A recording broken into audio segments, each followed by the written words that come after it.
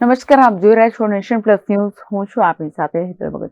પાવી જેતપુર મુસ્લિમ સમાજ દ્વારા વકફ એક્ટ 2025 અને યુસીસીના કાયદાના વિરોધમાં મૌન રેલી કાઢી મામલતદારને આવેદનપત્ર આપવામાં આવ્યું. કેન્દ્ર સરકાર દ્વારા પ્રસ્તાવિત વકફ એક્ટ 2025 અને ગુજરાત સરકાર દ્વારા લાગુ કરવામાં આવનાર યુનિફોર્મ સિવિલ કોડના કાયદાની વિરુદ્ધમાં પાવી જેતપુર મુસ્લિમ સમાજ દ્વારા હાથ પર કાળી પટ્ટી બાંધી હાથમાં બેનરો લઈને શાંતિપૂર્ણ રીતે મૌન રેલી કાઢવામાં આવી હતી.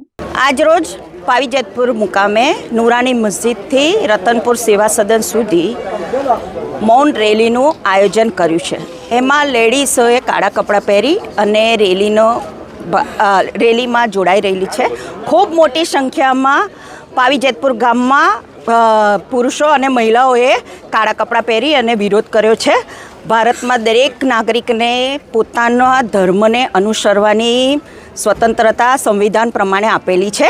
એ સંવિધાન પ્રમાણે અમુક ભાજપના નેતાઓ આ હક મુસ્લિમોનો છીનવી રહ્યા છે. એ સ્વતંત્રતાના હકને લીધે આજે મોટી સંખ્યામાં લોકો રસ્તા પર નીકળે છે અને વિરોધ નોંધાવી રહ્યા છે. યુસીસી અને વકફ બિલના કાયદા પ્રમાણે મુસ્લિમોના હકોનું હનન થઈ રહ્યું છે અને એ કાયદાના વિરોધમાં આજે ખૂબ મોટી સંખ્યામાં લોકો રસ્તા પર ઉતરી અને વિરોધ નોંધાવી રહ્યા છે. યુસીસીના કાયદા પ્રમાણે કાયદો ઘણો મુશ્કેલ ભરેલો છે અને એ કાયદાનો વિરોધ કરવા માટે આજે અમે રસ્તા પર આવીને વિરોધ નોંધાવી રહ્યા છે.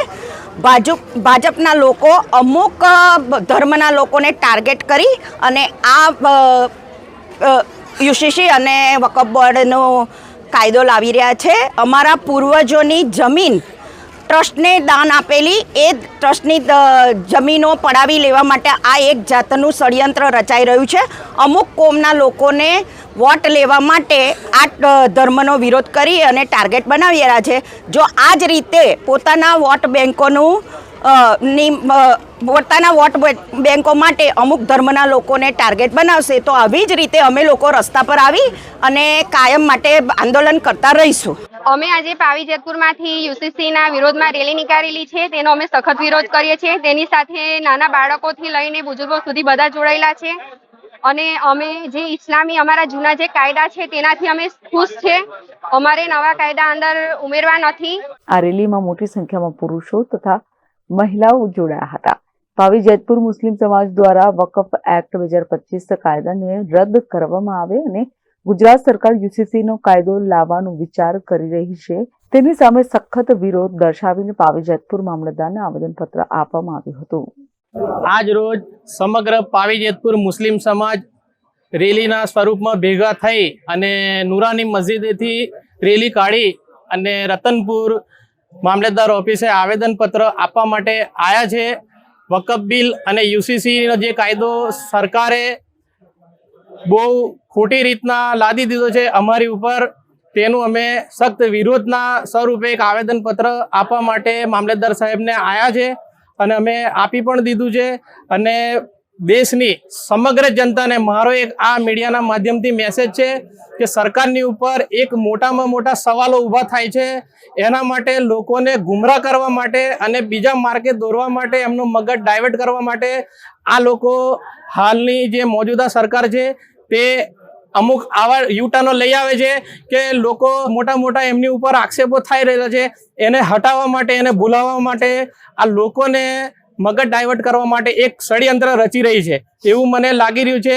એના માટે દરેક જનતાને મારું દરેક કોમની જનતાને મારે એ કહેવું છે કે ભાઈ વાતોમાં ના આવશો આવી રીતના અને ખોટી રીતના આવું કોઈ પણ સહન કરી લેવામાં આવશે નહીં.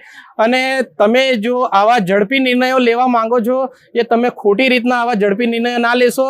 અને મુસ્લિમ સમાજે તમને આઝાદીથી લગાવીને આજ દિન સુધી બધી રીતના જોડે અડીખમ ઊભા રહ્યા છે અને આઝાદીની અંદર બી અમારો બહુ મોટો સિંહ ફાળો છે. ઇતિહાસ ગવા છે. અત્યાર સુધી બધા કેટલી સરકારો બદલાઈ, કેટલી સંતલતો બદલાઈ, તેમણે કોઈ આવા કોઈ નિર્ણયો ઝડપી લીધા નથી. અને અમારી આવી એક રિક્વેસ્ટ છે કે ભાઈ તમે પણ આવા કોઈ નિર્ણયો ના લેશો અને દેશને શાંતિપૂર્વક જીવવાનો.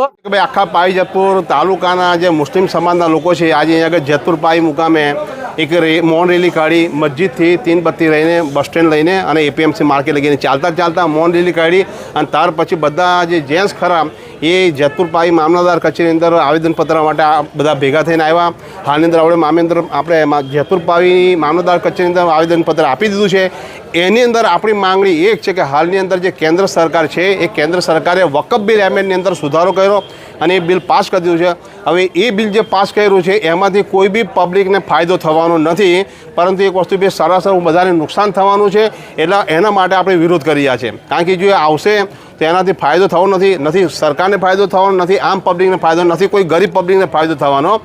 અને એટલે એનો આપણે વિરોધ કરી રહ્યા છે. ત્યાર પછી હાલની અંદર કંઈ ભાઈ કેન્દ્ર સરકાર યુસીસી બિલ લાવવાનો પ્રયત્ન કરી રહી છે અને યુસીસી બિલ માટે લાવવા માટે તમામ પ્રયત્નો કરી રહ્યા છે. હવે એનો બી આપણે વિરોધ કરી રહ્યા છે, કારણ કે યુસીસી બિલ લાવશે તો એની અંદર બંધારણની જે કલમો છે 14, 16 છે, 25, 29 છે, એની અંદર ભંગ છે. આ બંધારણની અંદર 14 કલમ છે, 16 કલમ છે, એને દરેક મજહબને પોતાના મજહબ પ્રમાણે ચાલવા માટે સ્વતંત્રતા આપવામાં આવી છે. પરંતુ હાલની કેન્દ્ર સરકાર છે એ આપણા મજહબથી, આપણા જે લો એન્ડ રૂલ્સ છે ઇસ્લામના, એનાથી આપણને રોકી રહી છે અને એનાથી આપણને નુકસાન થવાનું છે. અલ્લાહ પાકે આપણા માટે સુન્નત અને શરીયત ઉતારી છે કુરાન શરીફની અંદર, અને આપણા નબી મોહમ્મદ મુસ્તફા સાહેબના જરીએ આપણને શું છે સુન્નત અને શરીયત બતાવવામાં આવી છે કે માણસ કઈ રીતે જિંદગી ગુજારે અને એના માનો કે ભાઈ કોઈ ઓફ થઈ ગયો તો એની જે વિરાસતની અંદર કેવી રીતે વહેંચન થાય એ તમામ તરીકા બતાવેલા છે. પરંતુ હાલની જે કેન્દ્ર સરકાર છે એ સમાન સિવિલ કોડ લાવીને આપણા ઇસ્લામના તરીકા આપણે બાજુ પર મિલ દેવાના સમાન સિવિલ કોડ મુજબ આપણે ચાલવા માટે ફોર્સ કરી રહી છે. એનો આપણે વિરોધ કરી રહ્યા છે. એમ બંધારણનો બી શું છે ભાઈ ભંગ થાય છે. ડૉક્ટર બાબા સાહેબ આંબેડકરે જે એક મહેનત કરીને આપણા દેશ માટે જે એક બંધારણ બનાવ્યું હતું એમાં એમનો ભંગ થાય છે અને એમાં એમનું અપમાન છે. જેથી કરીને આ બધું આપણે શું છે કે આપણે એને સહન નહીં કરીએ અને we will not accept it. અને એના માટે આપણે શું છે કે એનો વિરોધ કરવા માટે હાલની મિનિટે આજે આપણે બધા અહીંયા આગળ આવેદનપત્ર માટે આવેલા અને આવેદનપત્ર આપી દીધું છે. Rehan Patel, nation plus news, Chhotaudepur. સમાચારોના સતત અપડેટ મેળવવા માટે અમારી નેશન પ્લસ ન્યૂઝની યુટ્યુબ ચેનલને સબસ્ક્રાઇબ કરો, બેલ આઇકન દબાવો અને જોડાયેલા રહો ફેસબુક, ઇન્સ્ટાગ્રામ અને ટ્વિટર પર.